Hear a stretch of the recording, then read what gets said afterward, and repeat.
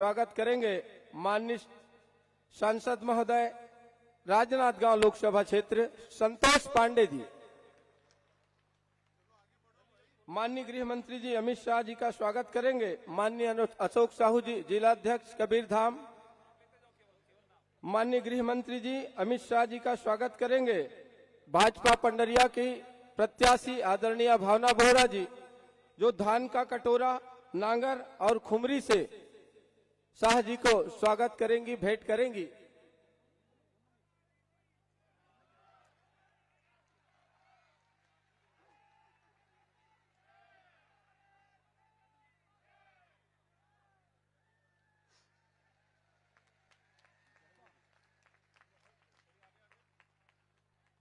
माननीय गृह मंत्री जी का स्वागत करेंगे आदरणीय संजय श्रीवास्तव जी।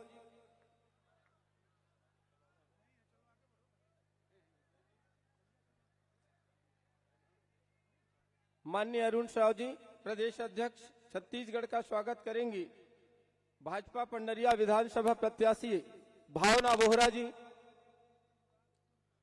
लोकसभा राजनांदगांव माननीय सांसद संतोष पांडे जी का स्वागत करेंगे माननीय गोपाल साहू जी।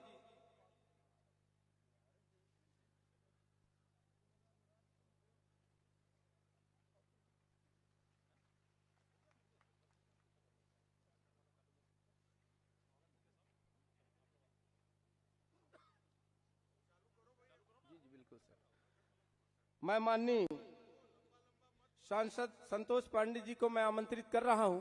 आदरणीय सांसद जी। बोलो भारत माता की। मंच पर हमारे साझा के प्रत्याशी भाई ईश्वर साहू उपस्थित है, उनका जोरदार स्वागत करें। मैं निवेदन करता हूं उनका अभिनंदन करें।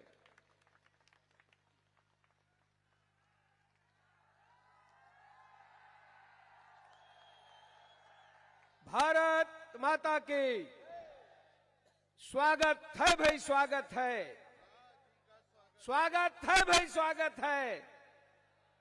भारत माता की।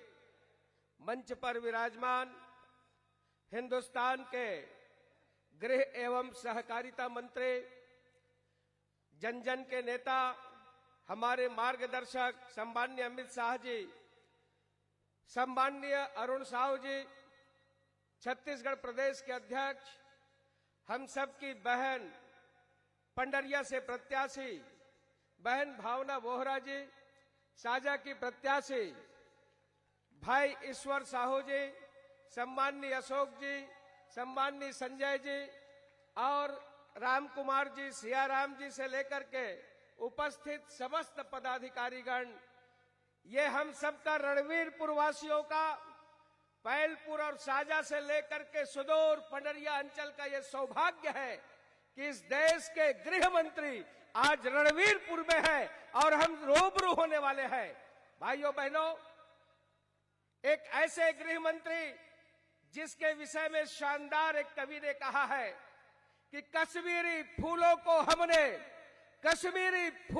हमने अपना लहू पिलाया है, केसर की क्यारी क्यारी पर कुर्बानी का साया है, और इसके सिमत आंख मत करना, इसमें जोखिम जान का है, इसके तरफ पांव मत धरना, ये रास्ता शमशान का है, और पर निकले तो चले न आना, सरहद पार उड़ान पर, और अब के तिरंगा लहरा देंगे पूरे पाकिस्तान पर।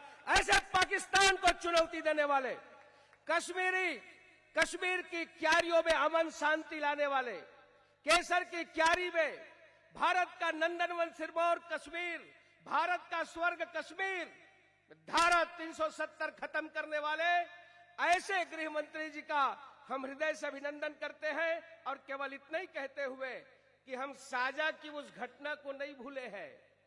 आज ईश्वर साहू ने अपने बेटा को नहीं खोया है, पूरे छत्तीसगढ़ का छत्तीसगढ़िया, पूरे छत्तीसगढ़ का, जहां ऐसा कोई सिन्हा समाज, यादव समाज, निषाद समाज, जहां 10-10 लव जिहाद हुआ है, कवर्धा में ध्वज प्रकरण की घटना हम नहीं भूले हैं। मैं आप सबसे निवेदन करना चाहता हूं, ये कहते हैं कि ये रास्ता कांटों भरा है, किंतु इसे चलना भी भारतीय जनता पार्टी जानती है। हम पंडरिया में कमल का झंडा फहराएंगे और भावना दीदी जीत करके विधानसभा जाएगी। इतना ही कहते हुए मैं अपनी बात समाप्त करता हूं। लक्ष्य है अति दूर दुर्गम किंतु चलना जानते हैं, किंतु पथ के कंटकों को हम सुमन ही मानते हैं। जब प्रगति का नाम जीवन, यह काल विराम कैसा, लक्ष्य तक पहुंचे बिना पथ में पथिक विश्राम कैसा। 7 तारीख को जाकर के वोट डलवाए और जब रिजल्ट निकले तो केवल कमल ही कमल निकले। छत्तीसगढ़ में भाजपा की सरकार बनेगी। आप सबको हृदय से आभार, धन्यवाद। और मैं एक बार जोरदार जय घोष करें, भारत माता की। धन्यवाद। अब मैं माननीय प्रदेश अध्यक्ष अरुण साव जी को आमंत्रित करता हूं, वो संबोधित करेंगे।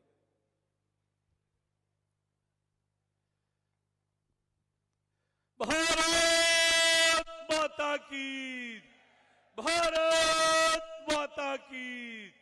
भारतीय जनता पार्टी जिंदाबाद, भारतीय जनता पार्टी जिंदाबाद। अमित शाह जी जिंदाबाद, अमित शाह जी जिंदाबाद। नरेंद्र मोदी जिंदाबाद, नरेंद्र मोदी जिंदाबाद। अरे नहीं साहिबो, अरे नहीं साहिबो। इतनी बार हाथ कम उठा थे, ये दीदी बहनी मन हाथ कम उठावत हो, जरा हाथ उठा के जोर से बोलाओ, अरे नहीं साहिबो, अरे नहीं साहिबो।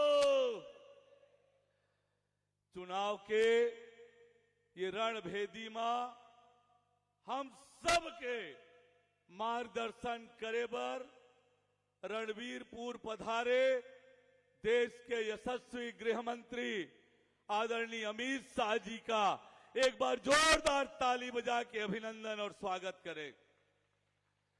मंच में विराजमान हमारे क्षेत्र के लोकप्रिय सांसद आदरणीय संतोष पांडे जी, हमारे पंडरिया क्षेत्र के बहुत ही लोकप्रिय समाज सेवी प्रत्याशी बहन भावना बोहरा जी, और न्याय की लड़ाई लड़ रहे साजा विधानसभा क्षेत्र के भारतीय जनता पार्टी के प्रत्याशी आदरणीय ईश्वर साहू जी, मंच में विराजमान हमारे कवर्धा जिला के अध्यक्ष आदरणीय अशोक साहू जी, बेमेतरा जिला के अध्यक्ष आदरणीय ओम प्रकाश जोशी जी, पार्टी के वरिष्ठ विधायक पूर्व विधायक वरिष्ठ नेता आदरणीय सियाराम साहू जी, संजय श्रीवास्तव जी, अन्य सभी वरिष्ठ नेता मन और अत्यंत बड़े संख्या में उपस्थित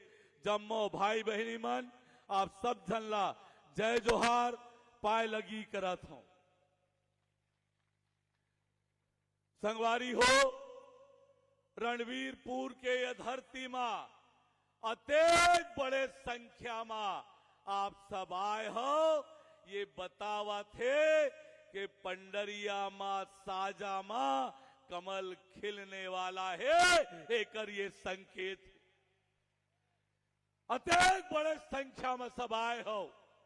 निश्चित रूप से आज देश के गृह मंत्री जी यहां से ये विश्वास लेके जाही कि पंडरिया साजा और कवर्धा कमल खिलने वाला है।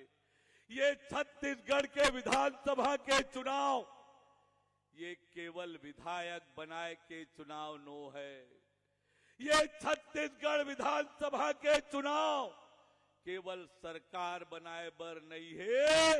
ये छत्तीसगढ़ के चुनाव छत्तीसगढ़ ला बचाए के खातिर है। अब यह पाए के ये चुनाव बड़ा महत्वपूर्ण है। 5 साल में ये भूपेश बघेल के सरकार जो दुर्दशा छत्तीसगढ़ के कर दिए है, ये छत्तीसगढ़ ला एक बार फिर अंधकार की ओर ले जाए के कोशिश ये भूपेश बघेल के सरकार करे है। ये छत्तीसगढ़ ला आज भ्रष्टाचार के गढ़ बना दिए हैं, अपराध के गढ़ बना दिए हैं, नशा के गढ़ बना दिए हैं, धर्मांतरण के गढ़ बना दिए हैं, माफिया मन के गढ़ बना दिए हैं। विकास के सारा काम आज छत्तीसगढ़ में ये ठप कर दिए हैं। आज हर वर्गला ठगे के काम, धोखा दे के काम ये भूपेश बघेल के सरकार करत है। ये अटल बिहारी वाजपेयी जी के बनाए हुए छत्तीसगढ़, अटल जी के सपना के अनुरूप हम सब मिलके ये छत्तीसगढ़ ला गढ़बो। छत्तीसगढ़ खुशहाल बने, छत्तीसगढ़ समृद्ध बने, छत्तीसगढ़ के बेटी बहनी सुरक्षित रहे, आत्मनिर्भर बने, छत्तीसगढ़ के किसान के जीवन में खुशहाली और तरक्की आए, और यही पाए के गांव गरीब और किसान के तरक्की और बेहतरी के लिए खुशहाल छत्तीसगढ़, समृद्ध छत्तीसगढ़ बनाए बर पंडरिया मां, साजा मां, कवर्धा मां कमल खिलाए के काम हम सबला करना है।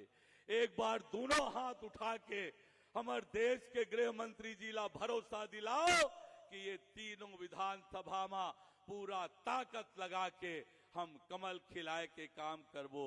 बोलो भारत माता की, भारत माता की जय जय श्री राम, जय जय श्री राम। बहुत बहुत धन्यवाद। अब मैं भारत के यशस्वी गृह मंत्री आदरणीय अमित शाह जी को आमंत्रित करता हूं।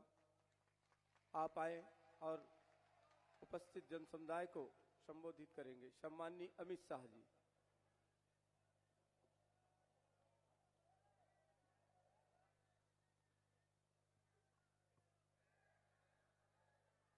मेरे साथ दोनों हाथ उठाकर विजय के संकल्प का मुट्ठी भींच कर बोलिए, भारत माता की, भारत माता की। मंच पर उपस्थित बे टीवी वाले सेट कर बैठ जाओ, जरा पीछे दिखाई पड़े, जरा बैठ जाइए। मंच पर उपस्थित भारतीय जनता पार्टी के प्रदेश अध्यक्ष श्रीमान अरुण साव जी, आज मैं जिनको जिताने की अपील करने के लिए आया हूं, पंडरिया की हमारी प्रत्याशी बहन भावना बोहरा जी। भावना बहन आगे आइए। और जो अपने बेटे के न्याय की लड़ाई लड़ रहे हैं, ऐसे साजा के हमारे प्रत्याशी भाई ईश्वर साहू जी। मंच बैठिए। मंच पर उपस्थित राणा रणधीर सिंह जी, हमारे लोकप्रिय सांसद श्रीमान संतोष पांडे जी, श्री संजय श्रीवास्तव जी, श्री अशोक साहू जी, सियाराम साहू जी, मोतीराम चंद्रवंशी जी, राम कुमार भट्ट जी, ठाकुर रघुराज सिंह जी, योगी अग्रवाल जी, और आज इस कार्यक्रम में आए हुए प्यारे भाइयों बहनों माताओं और मेरे जिगर के टुकड़े जैसे युवा मित्रों,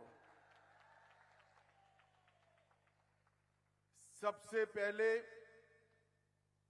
मौजूद सभी भाइयों बहनों को जय बूढ़ा देव कर मेरी बात की मैं शुरुआत करना चाहता हूं।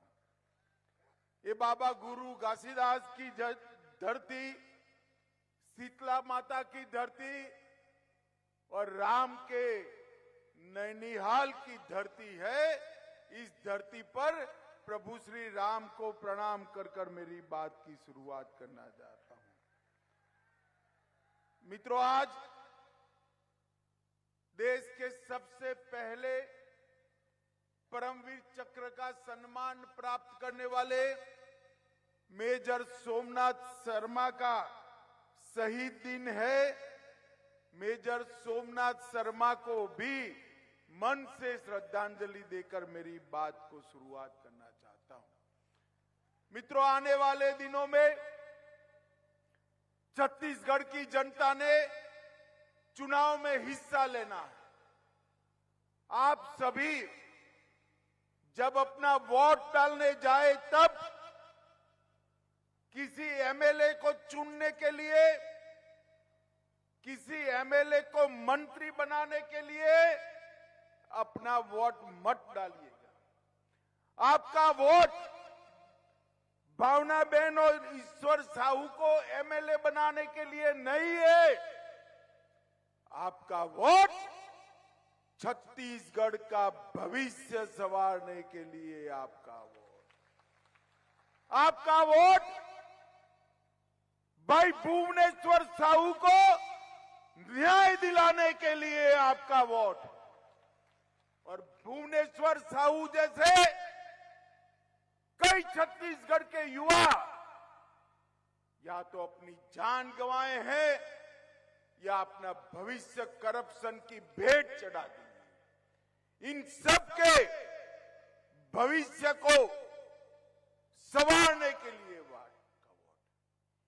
आपका वोट आदिवासी बहुल्य क्षेत्र के लिए, आदिवासी क्षेत्र को नक्सलवाद को समाप्त कर कर विकसित क्षेत्र बनाने के लिए आपका वोट है। और आपका वोट पिछड़ा समाज से भरे हुए पूरे क्षेत्र को, मोदी जी की जो विकास यात्रा चल रही है, वो विकास यात्रा ये मुख्यमंत्री बघेल रोक कर बैठे हैं। मोदी जी विकास करना चाहते हैं, ये बाधा हटाने के लिए आपका वोट है। माताओं, भाइयों और बहनों, भारतीय जनता पार्टी ने पंडरिया से हमारी बहन भावना बोहरा को टिकट दिया है। पंडरिया में भावना बहन न केवल जिला पंचायत की सदस्य है, बालिकाओं को पढ़ाने के लिए काम करती है। इस सरकार के तुष्टीकरण की, वोट बैंक की राजनीति के खिलाफ बहुजन समाज का रक्षा करने का काम भी बहन भावना बहन करती है। पूरे क्षेत्र में स्वास्थ्य सुविधाएं प्रदान करना, free of cost blood test कराकर उनकी स्वास्थ्य की जानकारी देना और कबीरधाम जिला पंचायत में हर गांव में विकास के कामों को रफ्तार देने का काम कर रही है। मैं आज आपको यहां विनंती करने आया हूं कि भावना बहन को कबीरधाम से बाहर निकालकर पूरे पंडरिया का विकास करने का मौका आप दीजिए। ये मैं यहां विनंती करने आया। ईश्वर साहू जी है। ईश्वर साहू जी को जब मैंने संदेश भेजा, वो ना बोलते थे मुझे नहीं लड़ना है, मेरा स्वभाव नहीं है राजनीति। हमने ईश्वर साहू जी को आग्रह किया है कि आपको लड़ना पड़ेगा। लड़कर समग्र छत्तीसगढ़ में भुवनेश्वर के साथ जो न्याय हुआ, लॉन्च कर भुवनेश्वर की हत्या की, उसके न्याय की लड़ाई लड़नी पड़ेगी। और छत्तीसगढ़ में आगे कोई भुवनेश्वर को न्याय न हो, ऐसी सरकार बनाने के लिए काम करना है। इसीलिए ईश्वर साहू जी खड़े रहे, चुनाव हमारे आग्रह पर खड़े रहे। ईश्वर साहू जी को जिताने का मतलब है भुवनेश्वर जैसे कई बच्चों को ये राजनीति, जो तुष्टीकरण की राजनीति कर रहे हैं मुख्यमंत्री, वो तुष्टीकरण की राजनीति से सुरक्षा देने का काम भी इसी ईश्वर साहू जी को जिताकर होगा। माननीय अरुण साहू जी ने ढेर सारी बात करी है। मैं और कोई बहुत लंबी बात करने नहीं आया हूं, मगर मैं इतना पूछने आया हूं, भाई छत्तीसगढ़ के खजाने पर, छत्तीसगढ़ का जो सरकार का तिजोरी है, इसमें जो खजाना है, इस पर अधिकार छत्तीसगढ़ के दलित, आदिवासी और पिछड़ों का है या नहीं है? मुझे जरा जवाब दो। आपका अधिकार है या नहीं है खजाने पर?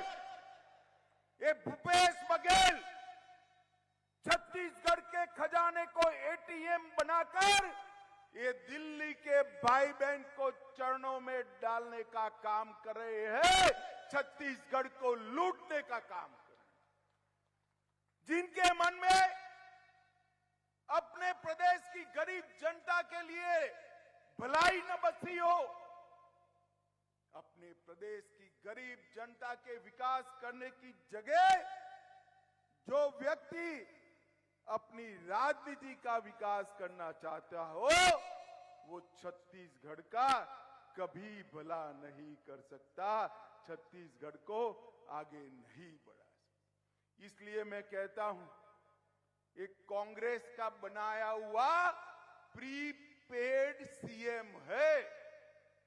कांग्रेस ने प्रीपेड सीएम बनाया है।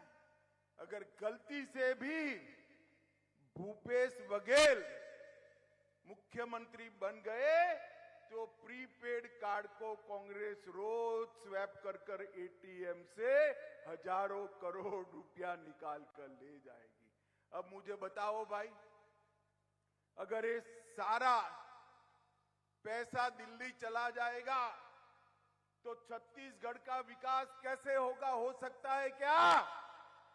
ये 5 साल में हमने जो 15 साल में किया था, उसकी उल्टी गंगा बहाने का काम ये भूपेश बघेल ने किया है। इस सीएम, इसकी वैलिडिटी इतनी ही है, इसका टॉकिंग टाइम इतना ही है, उतना डेटा का टाइम इतना ही है जितने टाइम इनका प्रीपेड कार्ड स्वैप होता रहेगा। भाइयों बहनों, जैसे प्रीपेड सिम कार्ड पैसा खलास होते ही बंद हो जाता है, ऐसे पैसा खलास होते ही सीएम का टाइम समाप्त हो जाएगा। और ये सीएम अपना टाइम समाप्त न होने के लिए ढेर सारे घोटाले ये 5 साल के अंदर किए हैं।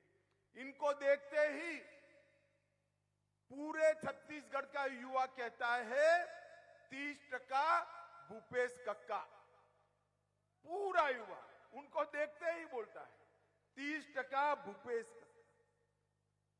शराब घोटाला किया, जरा ध्यान से गिनना माताएं बहनें, आप भी गिनना। शराब घोटाला किया 2000 करोड़ का। कोयला परिवहन घोटाला 540 करोड़ का। गोठान घोटाला 1300 करोड़ का। मैं इतने लंबे समय से राजनीति में हूं, 1980 से मैंने गाय के गोबर में पैसा खाने वाला आदमी मेरे जीवन में नहीं देखा है। रोड में खाने वाला देखा, कोयले में खाने वाला देखा, बिजली, गाय के गोबर, क्या दिमाग दिया है उनको भगवान ने। अरे राम राम राम, गाय के गोबर में भी पैसा खा गए। उन्होंने गोठान घोटाला 1300 करोड़ का किया, पीडीएस घोटाला 600 करोड़ का किया, महादेव ऐप का घोटाला 5000 करोड़ का किया, पब्लिक सर्विस कमीशन पैसा लेकर योग्य युवाओं को नौकरी न देकर उनके चट्टे बट्टे को नौकरी दी। स्थिति ऐसी आई कि दलित युवाओं को निवस्त्र होकर इनके खिलाफ रायपुर में रैली निकाली। अरे शर्म करो भूपेश, शर्म करो। एक गरीबों का पैसा लेकर उनकी नौकरियां बेच रहे हो और पैसा कहां भेज रहे हो? उनके इतने सारे अफसर जेल में हैं, उनको चुनाव में आप वोट न दो, इनका डर नहीं है। एक माता जी जेल में है, उनको डर है वो माता जी अपना मुंह न खोल दे वरना मेरा नाम बाहर आ जाएगा, इसका डर है। माताओं भाइयों बहनों, कोरोना का शेष में घोटाला किया, डिस्ट्रिक्ट मिनरल फंड के 700 करोड़ जो ट्राइबल क्षेत्र के लिए आए थे उसका घोटाला किया, और कई सारे घोटाले अभी बाहर निकलना भी बाकी है। भूपेश बघेल, मैं आज कह कर जाता हूं, पंडरिया में आपकी उल्टी गिनती शुरू हो चुकी है। यहां भारतीय जनता पार्टी की सरकार बनने वाली है, और सरकार बनते ही पाई पाई जो आपने छत्तीसगढ़ के दलित, आदिवासी और पिछड़ा समाज की खाई है, वो पाई पाई का हिसाब देना पड़ेगा। ये भारतीय जनता पार्टी का आपको वादा है। ये जिन जिन ने करप्शन किया है वो सभी को हम एक जांच आयोग बिठाकर प्रस्तावित केस रजिस्टर कर उनकी जांच कर कानूनी तरीके से जेल की सलाखों के पीछे डालने का काम भारतीय जनता पार्टी की सरकार, ये भूपेश बघेल की सरकार वादा खिलाफी की सरकार। इन्होंने कहा था 10 दिन के भीतर 1,80,000 संविदा कर्मियों को परमानेंट कर देंगे। मुझे बताओ भैया, हुआ है क्या? जोर से बोलो, हुआ है? महतारी सम्मान योजना, हर महीने 500 रुपया देना है। माताओं, मिलता है क्या? मिलता है। प्रति वर्ष 4 गैस सिलेंडर मुफ्त देने वाले थे, क्या हुआ भाई? मिलता है बहनों? उन्होंने कहा था 50,000 शिक्षकों का भर्ती करेंगे, वो भी नहीं हुआ। राज्य में पूर्ण शराबबंदी करेंगे, वो भी नहीं हुआ। बिजली का बिल आधा करेंगे, वो भी नहीं हुआ। सिंचाई का रकबा 5 साल में 2 गुना करेंगे, वो भी नहीं हुआ। 1000 बेड के नए अस्पताल ट्राइबल क्षेत्र में बनाएंगे, वो भी नहीं हुआ। उन्होंने क्या किया? क्या किया? क्या किया? सिर्फ भ्रष्टाचार नहीं किया, आदिवासियों पर अत्याचार बढ़ गया, नक्सलवाद बढ़ गया, महिलाओं पर अत्याचार बढ़ गया। कानून और व्यवस्था की परिस्थिति को ये भूपेश बघेल ने समाप्त कर हजारों करोड़ के घपले, घोटाले और भ्रष्टाचार करने का काम किया है। मुझे बताओ भाइयों और बहनों, ये वादा खिलाफी वाली सरकार, ये भ्रष्टाचार करने वाली सरकार, ये गरीबों के दुश्मन कांग्रेस का पंजा, उसको जिता सकते हैं क्या? जरा जोर से बोलो, जिता सकते हैं क्या? अब जब मैं बोलता हूं कि आपने क्या किया, तो भूपेश जी हमारे पर सवाल डालते थे। मुझे कहते हैं कि गृह मंत्री मैंने क्या किया वो तो पूछते हैं, मगर फिर भी हमने क्या किया बताता हूं। जरा जोर से ताली बजाकर मोदी जी के लिए स्वागत करना। मैं एक एक बात बोलता हूं। 40 लाख किसानों को हर साल 6,000 रुपया देकर 7,000 करोड़ रुपया सीधा किसान के बैंक अकाउंट में डाला है। 33 लाख परिवारों को जल जीवन मिशन से घर में नल से जल पहुंचाने का काम ये भारतीय जनता पार्टी ने किया है। 2 करोड़ से ज्यादा लोगों को 5 लाख तक का सारा स्वास्थ्य का खर्चा free of cost Bharatiya Janata party देती है। और 30 लाख से ज्यादा माताओं बहनों को शौचालय बनाकर सम्मान देने का काम ये भारतीय जनता पार्टी ने किया है। 35 लाख से ज्यादा गरीब माताओं को उज्ज्वला का गैस कनेक्शन देने का काम भारतीय जनता पार्टी के नेता हमारे प्रधानमंत्री नरेंद्र मोदी जी ने किया है। 11 लाख गरीबों को मोदी जी ने आवास देने का काम किया है और आईआईटी देने का काम भी किया है।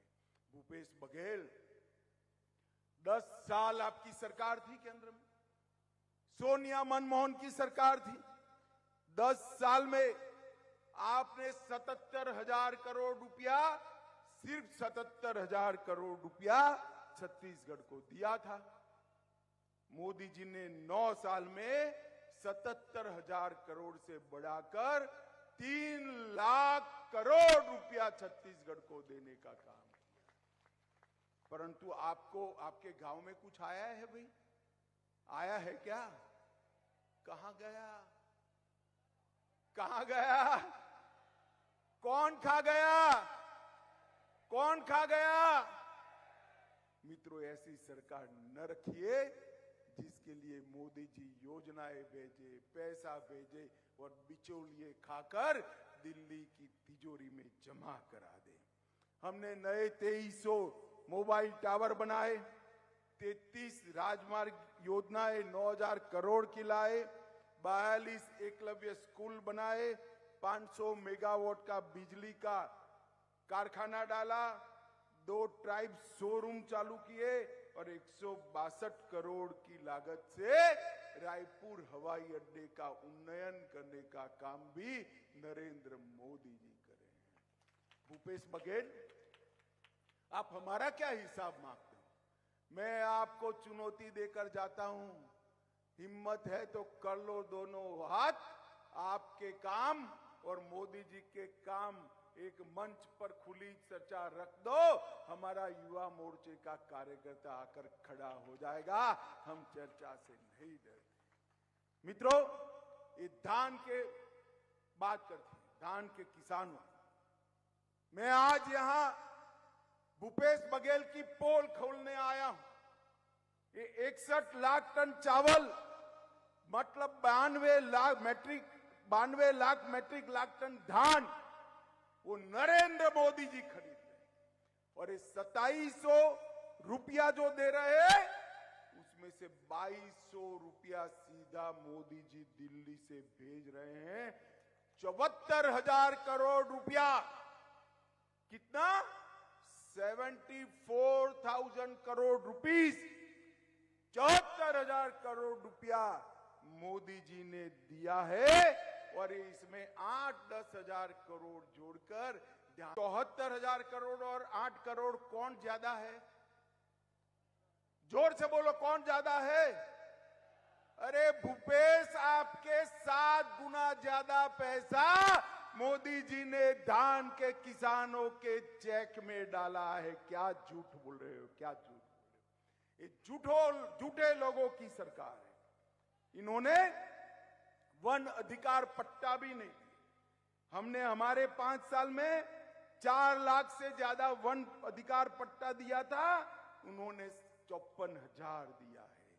तेंदु पट्टा में भी उन्होंने बहनों की चरण पादुका योजना को बंद कर दी और उन्होंने सिर्फ 2 वर्ष में 23 लाख मानक बोरा ही खरीदा है। हमारे रमन सिंह जी के अंतिम 2 वर्ष में हमने 32 लाख मानक बोरा तेंदुपत्ता खरीदा था और बोनस भी दिया था। कांग्रेस ने 4 साल से बोनस भी नहीं दिया है।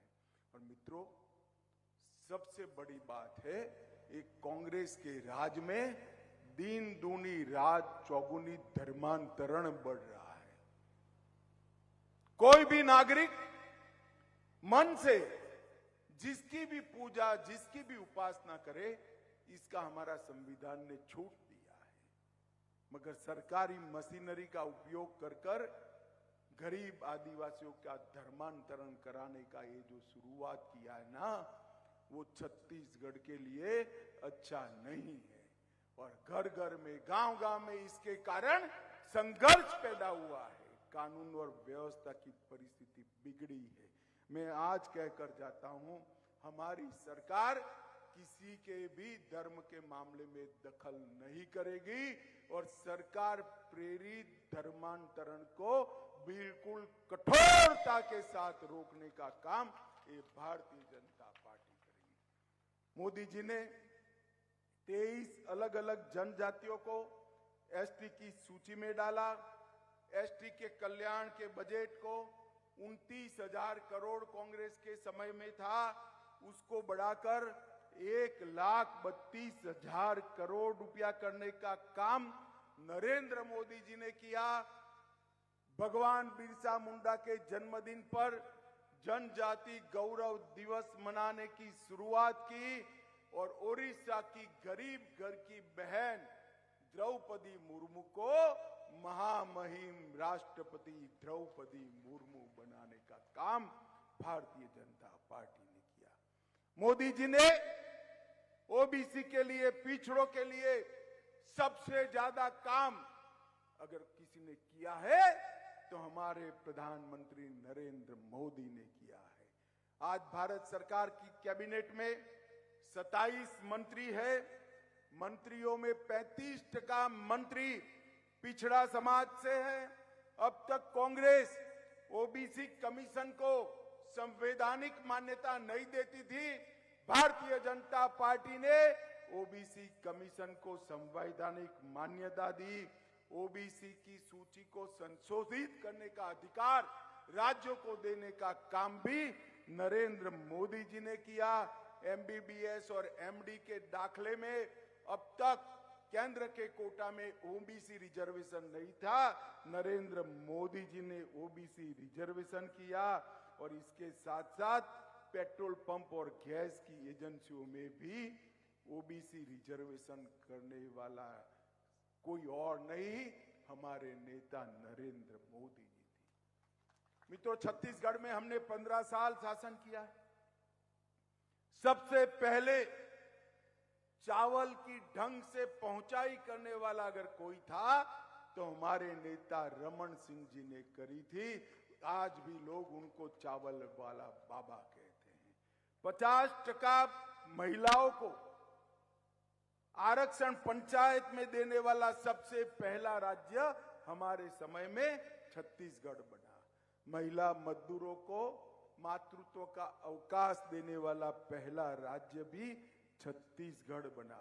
हमारे ही समय में education, power hub, cement hub, इस्पात हब, एल्यूमिनियम हब वो बनाने का काम हमारे नेता रमन सिंह जी ने किया। एनआईटी, आईआईटी, आईआईटी, आईआईएम और एम्स जैसे संस्थान भी हमारे शासन के अंदर आए। 40,000 से ज्यादा नए स्कूल बनाए। सभी जिलों में लाइवलीहुड कॉलेज स्थापित किए और छत्तीसगढ़ की महिलाओं के लिए वन स्टॉप सेंटर शुरू करने वाला भी छत्तीसगढ़ में भाजपा ने शुरुआत की थी। आप हमारा हिसाब मांगते हो बघेल जी, हम आपका हिसाब मांगते हैं। और मेरा तो आपको चैलेंज है, कहीं पर भी सार्वजनिक चर्चा करिए। और माताओं, भाइयों, बहनों, अंत में मैं 2 ही बात कहना चाहता हूं। ये कश्मीर जो है हमारा है या नहीं है, जोर से बताइए। जोर से बोलिए, कश्मीर है या नहीं हमारा? धारा 370 हटनी चाहिए या नहीं हटनी चाहिए? एक कांग्रेस पार्टी ने अनौरत संतान की तरह धारा 370 को अपनी गोदी में पाल कर रखा था। 5 अगस्त 2019 को नरेंद्र मोदी जी ने धारा 370 को उखाड़ कर फेंका और एक कश्मीर को हमेशा के लिए भारत के साथ जोड़ने का काम किया। भारतीय जनता पार्टी के स्थापक श्यामा प्रसाद मुखर्जी के स्वप्न को मोदी जी ने पूरा किया। और मित्रों, मैं राम के नैनीहाल में आया हूं। अंत में पूछना चाहता हूं, अयोध्या में राम मंदिर बनना चाहिए था या नहीं बनना चाहिए? अरे जोर से बोलो नैनीहाल वालों, बनना चाहिए था या नहीं बनना चाहिए था? एक कांग्रेस पार्टी 70 साल से राम मंदिर को अटका रही थी, भटका रही थी, लटका रही थी। मोदी जी ने एक दिन सुबह वहां जाकर भूमि पूजन किया और मैं आपको निमंत्रण देने आया हूं। 22 जनवरी को मोदी जी रामलला की प्राण प्रतिष्ठा करने वाले हैं। ये कांग्रेस पार्टी ने भारतीय संस्कृति का गौरव कभी नहीं बढ़ाया। न केवल राम मंदिर बनाया, काशी विश्वनाथ का कॉरिडोर, महाकाल लोक, सोमनाथ का मंदिर भी सोने का बन रहा है। मित्रों, नरेंद्र मोदी जी ने भारतीय संस्कृति को गौरव देने का काम नरेंद्र भाई ने किया है। और अंत में मैं एक ही सवाल पूछना चाहता हूं, अगर गलती से भी भूपेश कक्का 30% की सरकार आ गई, नहीं आएगी मैं तो जानता हूं, मगर मुझे बोलने तो दो, गलती से भी आ गई तो मोदी जी को छत्तीसगढ़ का विकास वो करने देंगे क्या? जरा जोर से बोलो, करने देंगे? तो सरकार ऐसी लानी चाहिए जो मोदी जी को छत्तीसगढ़ का विकास करने दे। डबल इंजन सरकार लानी चाहिए। आगे आ जाइए दोनों प्रत्याशी। मुझे बताओ, बहन भावना को और ईश्वर साहू को प्रचंड बहुमत से जिताएंगे क्या? कमल के निशान पर बटन दबाएंगे? भाजपा सरकार बनाएंगे? 24 में मोदी जी को फिर से प्रधानमंत्री बनाएंगे? तो मेरे साथ दोनों हाथ उठाइए, उठाइए दोनों हाथ और प्रचंड आवाज से बोलिए, भारत माता की, भारत माता की, भारत माता की, वंदे वंदे वंदे। बहुत बहुत धन्यवाद पंडरिया वालों का, बहुत बहुत धन्यवाद। जुहार।